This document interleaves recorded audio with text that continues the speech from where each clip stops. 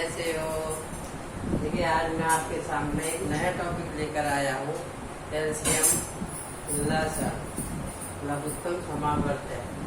इसका आज हम कॉन्सेप्ट समझेंगे कि ये एलसीएम या लैसा होता क्या है, इसके बारे में समझ होनी चाहिए।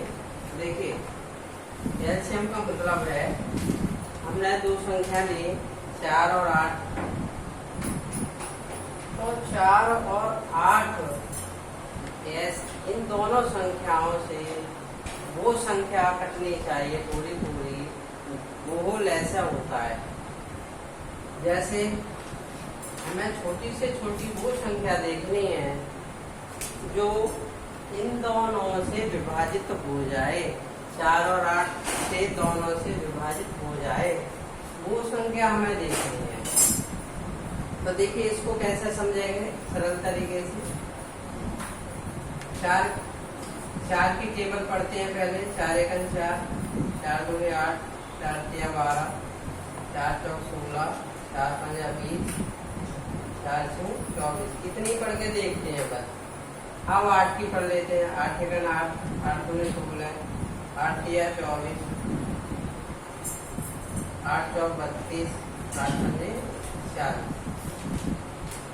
अब देखिए हमने दोनों की टेबल पढ़ी। अब देखिए इन दोनों से कटने वाली बड़ी तो बहुत सारी संख्या होगी, बहुत सारी संख्याएं इन दोनों से कट जाएंगे, लेकिन हमको देखनी है छोटी से छोटी, सबसे छोटी कौन सी देखिए। एक तो भैया 8 कट रही है दोनों से, ये 16 दोनों से कटती है, और देखिए 24 दोनों से कटती है, और भी कटेंगे आगे। अब हमें देखिए 8, 16, 24। अब बताइए बच्चों, इन तीनों में से सबसे छोटी कौन सी संख्या है? 8 है ना। इसका मतलब क्या है, इन दोनों का लैसा क्या होगा? 8। क्लियर समझ में आया? यानी हमें वो छोटी से छोटी संख्या देखनी है जो इन दोनों से विभाजित हो जाए। विभाजित तो बहुत सारी हो जाती हैं, लेकिन हमें देखनी है छोटी से छोटी। समझ में आया? देखिए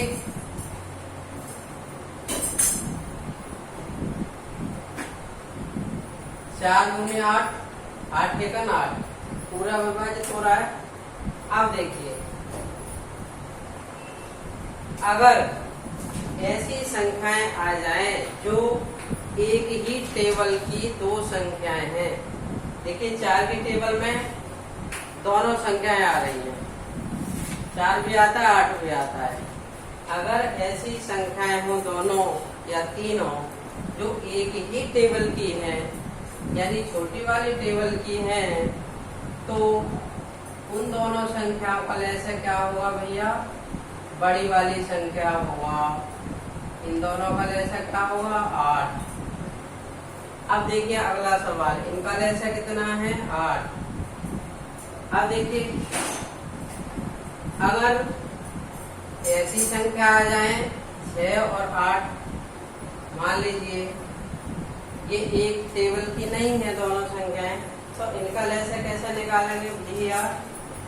वैसे तो हम ऐसा करते हैं,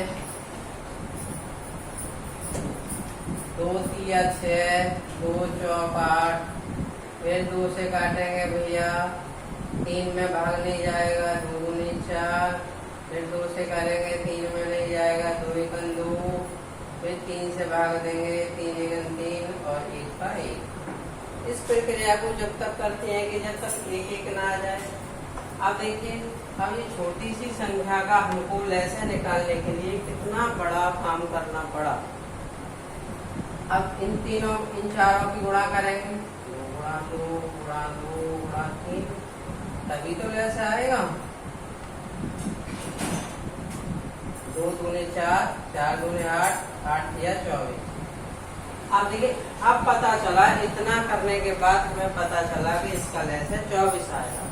लेकिन भैया अब थोड़ा सा अगर बच्चा 6 और 8 के टेबल जानता है तो टेबल को पढ़ना शुरू कर दे।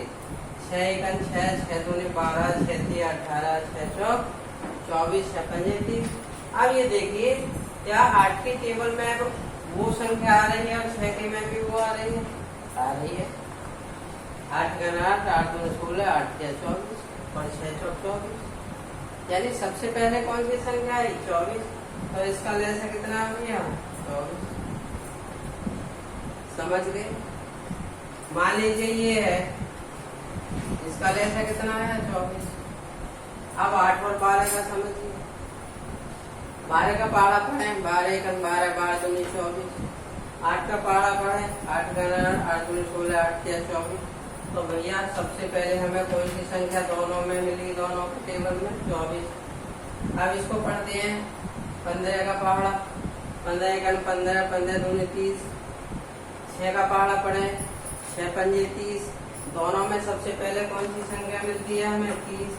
तो इनका लैसा क्या होगा? 30। ये देखिए इस तरीके से अगर तुम कम समय में ही सवाल निकाल लोगे, अगर थोड़ा सा भी दिमाग लगाएंगे। और एलसीएम की समझ ये है, सबसे पहले तो हमें ये देखना है कि एलसीएम का मतलब क्या होता है। एलसीएम का मतलब होता है कि इन दोनों संख्याओं से वो छोटी से छोटी संख्या जो इन दोनों से पूरी पूरी कट जाए, इसका मतलब होता है लेस लीस्ट कॉमन मल्टीपल।